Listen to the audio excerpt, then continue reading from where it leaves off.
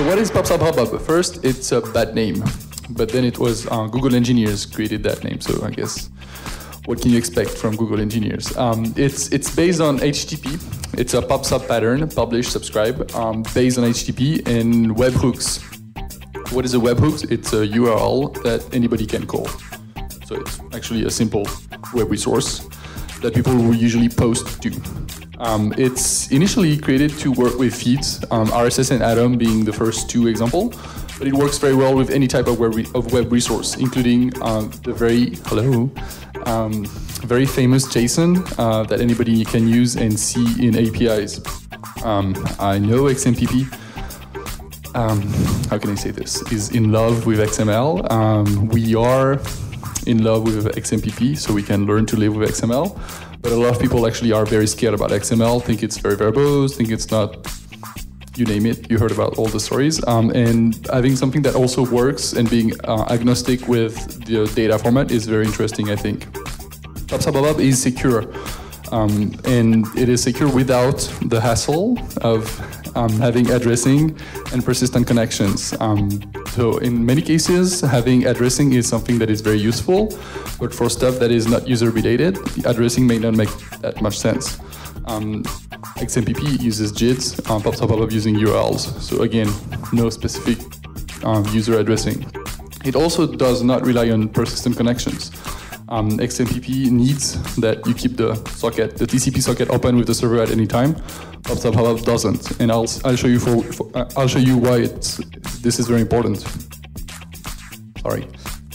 It also supports fat pings, which means that basically the subscriber can just sit and wait for the data, and the data is going to be sent to him. It's not something that light pings, where it would have to go fetch the data whenever it gets the ping. But I think you understand all this. And it's also federated, which is very interesting, via the stack that we've mentioned earlier called OStatus, for example. Any questions so far? All right, so let's do some UML. A little graph that shows you how subscribing works. So this is a user. Basically, whenever a user registers his interest into a feed, the subscriber, which in this case is an application, a subscribing application, will go fetch the feed once. All right, this is what you want, I'm going to fetch it. In the feed, it will... All right, in the feed, it will see what is called discovery, and I'm going to show you what it is in an actual feed. So this is an Atom feed actually, and discovery is here. It's, if you're familiar with it, a link with a rel equal hub saying, hey, this link is to a hub, and this is the href. This is where you can find the link. And if you go to that page, you can actually see that there is a hub. Good news. So that's the discovery. That's very, very simple. For some reason, not everything is showing up, so let me try to keep this. So you have the discovery here. So when the subscribing application knows about the hub, it goes to the hub and say, hey, I want this feed here, the topic, pushed to me on this callback. A callback, as I said earlier, is a webhook. It's just a HTTP URL. So it tells the hub, hey, this is the feed I want, please push it to me. And push is an HTTP post with the body of the request being the actual content of the feed. That makes sense? Yes, all right, good. At this stage, to make it secure, the hub will actually check with the subscriber that it really wants the data. Because anybody could send this post request to the hub and say, hey, Michael wants this feed, please push it to him, even though Michael never asked for it. So the best way to make sure it's actually going to ask Michael, hey, Michael, do you really want this feed? So this is this callback here with a challenge, and if Michael actually wants it, it will just echo the challenge and say, hey, yes, I want this feed. Fine. So we have a secure connection here, and we know for a fact that the subscriber wants the content of the feed. Make sense? A little bit later, like next week, the publisher is going to publish something to the hub because it's going to update one of the feeds. So the feed to which Michael subscribed is going to be updated, and the publisher is going to tell the hub, hey, you know what? I just updated this feed, the topic here. The hub at this point is going to fetch the publisher. Why is that? Because the hub cannot trust the ping, like always. I could tell the hub, hey, this feed has been updated, please tell Michael. But how the hub can actually know that for a fact this feed has been updated, the best way is to go fetch the feed, diff it to make the difference between what's new and actually what's old, and then push that to the subscriber. That's pubsubhubbub. That's pretty simple. Any question? Sure? I'm sure somebody has one. All right. The best way to see it is actually to do a demo now. So, I'm actually going to use GoWalla. Anybody's familiar with GoWalla, or anybody's familiar with Foursquare? All right, so this is a competing service to Foursquare. Basically, whenever you get to a place, you check in, you get points, and you become the mayor of the place. All right. So this is my profile here. And you see that I recently checked in at Bar du Cirque to make sure that my demo would work. What's going to happen here is I am going to check in, and this is going to update my feed. This is my feed here. As you can see, Julien check-ins.atom. And my last check-in here is an entry. And you can see that it's actually at Bar du Cirque here. All right. And to make sure that I would see the content, in Google Reader, I'm actually going to subscribe to that feed. So if you use Google Reader in the past, you know how that works. If you just type the feed URL, you add it, Google Reader is going to fetch the feed and show me all the entries here. So the last one is obviously Bar du Cirque. All right, so now I'm going to check in on my phone. The very interesting thing about this is like Google doesn't even know that the feed is at GoWalla. It just knows that it's a feed and that there's a hub where you can get the updates. So it doesn't need to have a relationship at all with GoWalla. Thanks, Michael, for tweeting.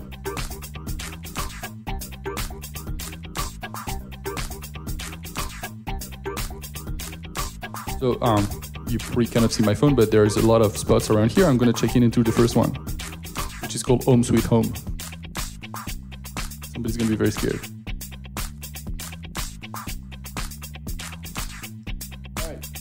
All right, so I'm checking in. It's going to take a few seconds, I guess.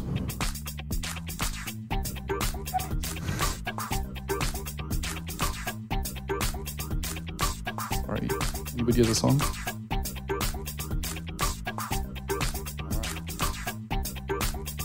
Damn. All right, demo effect. I avoided using the Wi-Fi on purpose because I assumed that everybody was using it, but I guess 3G is not better. All right, 2 more seconds and then surrender. All right, luckily I have another demo, so let's try with something else and maybe it will work at some point. It's pretty similar. I'm using Pastors. Somebody knows Pastors? It's a blogging platform, very similar to... Wait, this is the Wi-Fi. All right. Very similar to Tumblr or others. As you can see, obviously the check-in worked. The check-in worked. And I just got the notification on my computer. You might have seen it on scroll up the top. But if I go to Google Reader now, and if I hit refresh, boom, it's here. Did you see it? Or I didn't cheat, I promise. But all right, let's do the demo with Pastors so that you can really see it. So let me show you my Pastors blog first.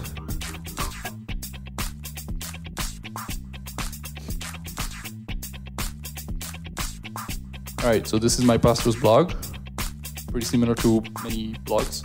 Just gonna go to the feed. So you can see that the feed has the last item, which is pubsubhubbub to Xmpp is fun. Interesting. I'm gonna add that to Google Reader.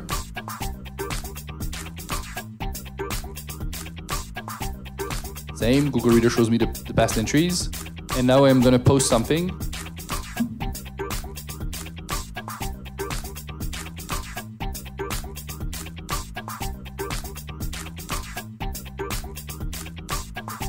So what's happening here is Posters is updated.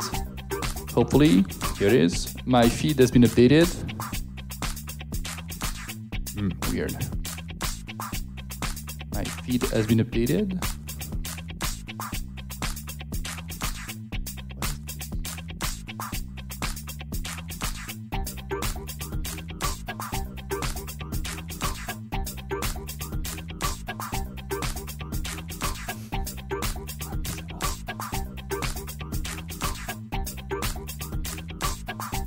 my feed hasn't been updated. Oh, yes, sorry. My feed has been updated here, posted something.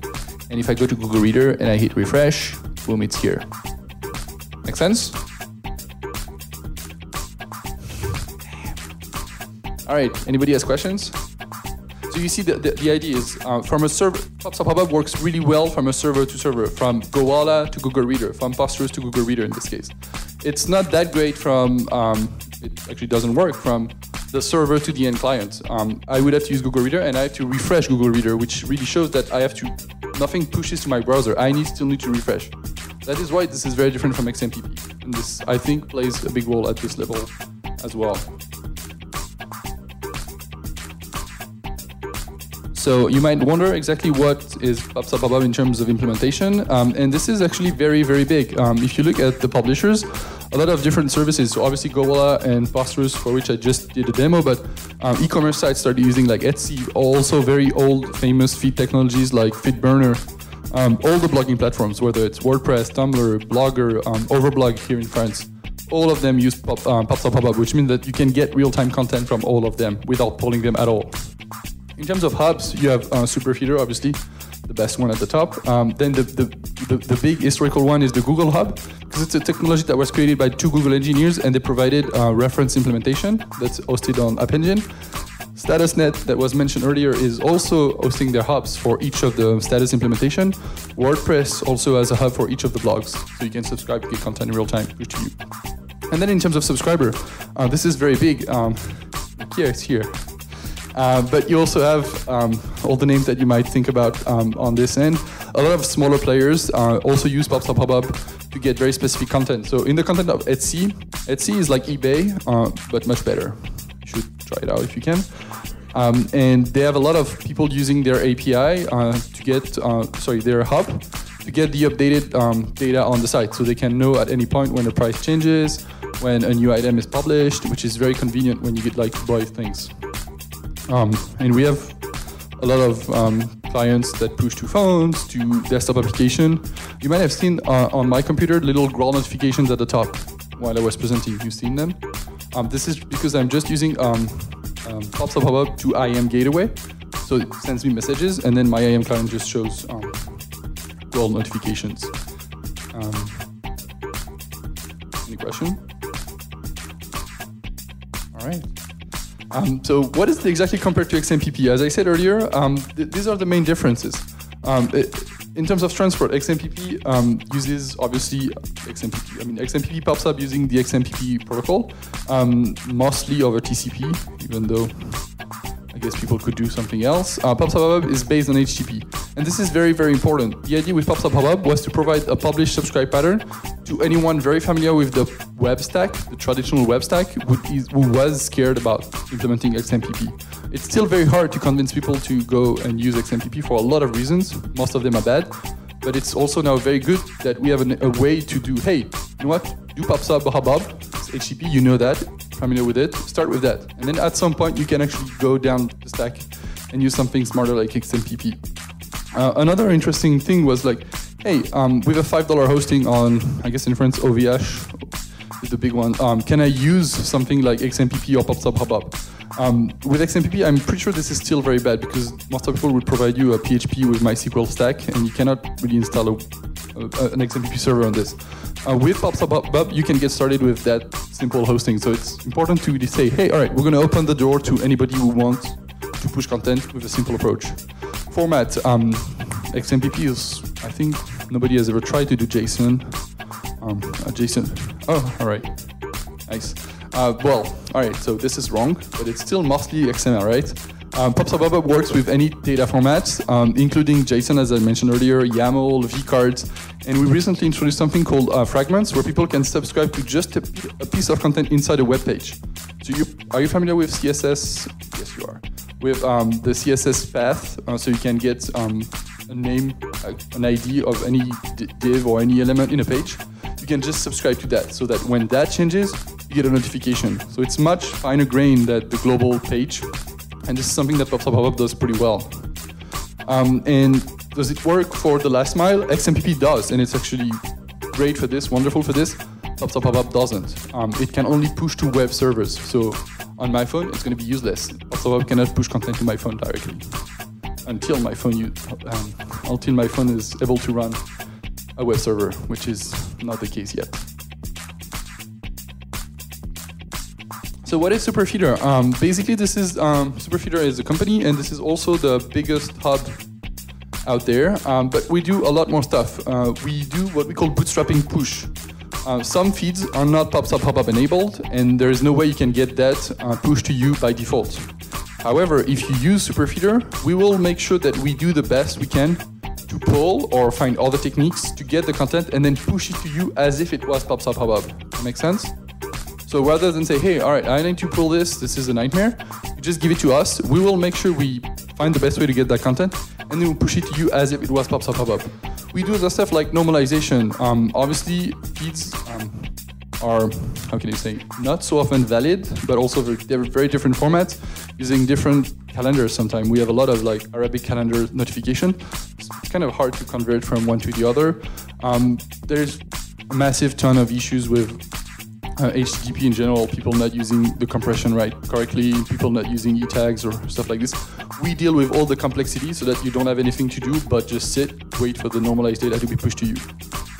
We're also protocol agnostic, which means that you can subscribe to a pubsubhubbub feed via Superfeedr and get it pushed to you via Xmpp. You can also ping us via Xmpp and get a notification via pubsubhubbub. This is very useful in the context of people building application and we don't want to have a server running, a web server running. You can say, all right, subscribe to that feed, push it to Superfeedr, and then push it to me via Xmpp. Make sense?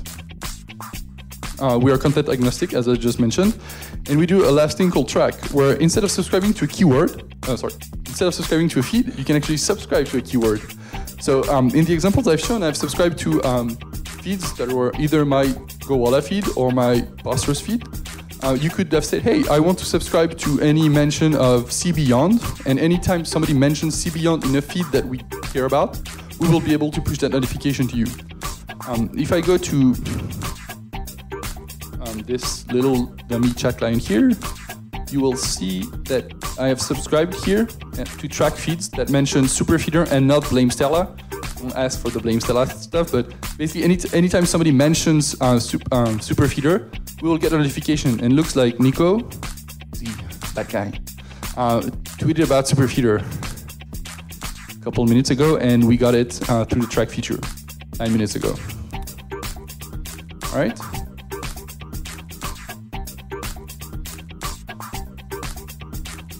And I think that's it. Anyone has questions? Wait, we have stickers.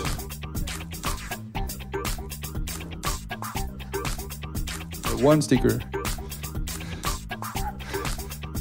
Maybe I have more in my bag.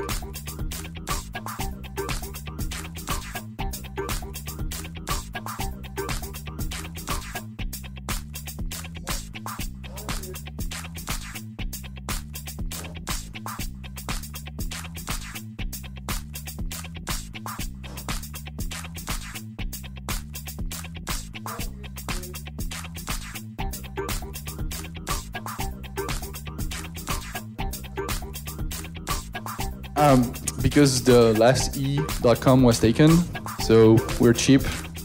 Did what everybody does, right? And the funny thing is, like, if you actually look up Superfeedr with an e.com, it's a company that sells product to feed animals. So it's pretty ugly. Like, imagine the Superfeedr, superfeed the cows. Yeah. Other questions? It works now. Sure.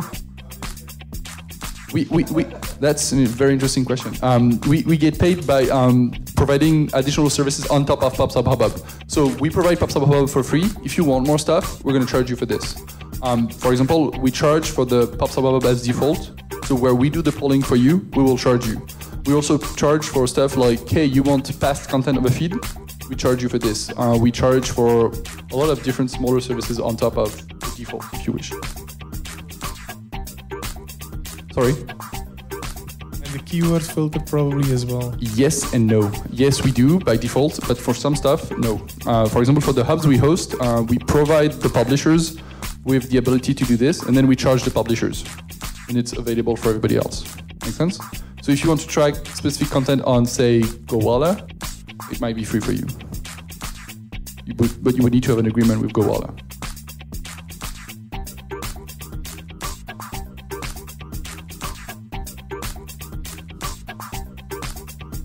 Yeah, exactly. How do you, when you track the keywords, what feeds do you take in account? For example, can I track a keyword among all the feeds you're hosting?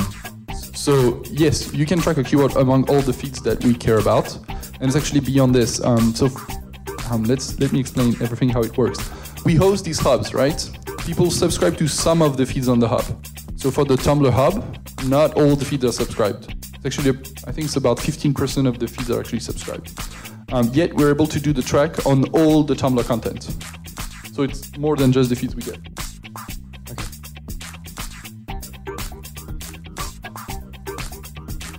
So what's the pricing model if I, for example, want to subscribe on a pretty popular keyword?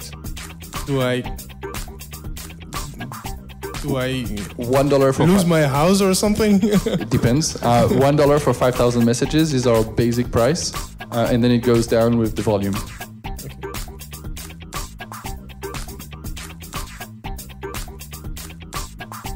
And we're profitable without having taken anyone's house yet.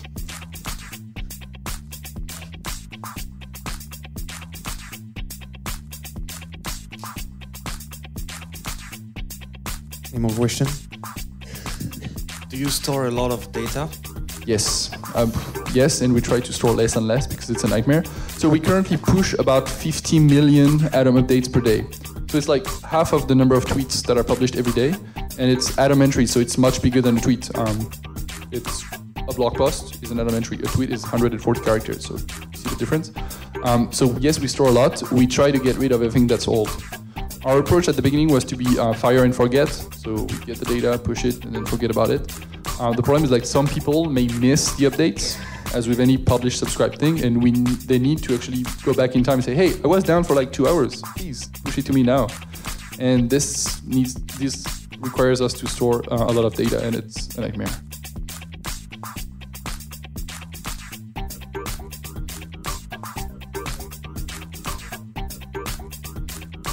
So we do have an Xmpp API as well. We actually had it before pubsubhubbub. So you can subscribe to feeds and get pubsubhubbub, Xmpp pubsub notifications. We do also the normalization on top of Xmpp. You can also subscribe to feeds with a component JID. So some of our users actually do that. They assign a component. Are you familiar with components? So they like push.server.com, and then they subscribe with this, and then they do the deduplication on their end to see which of their users actually have the content. And they can also subscribe with user1 at push.server.com, user2 at push.server.com, and we just make sure that we send that to the right user, so they don't even have to do this denormalization to the right users.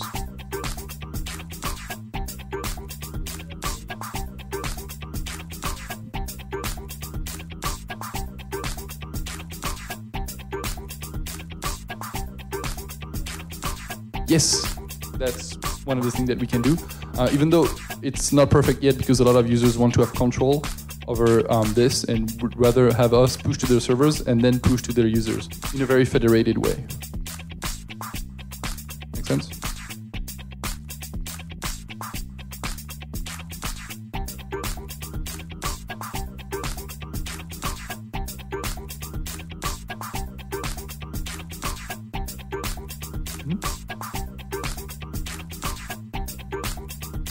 Mac is dead, so.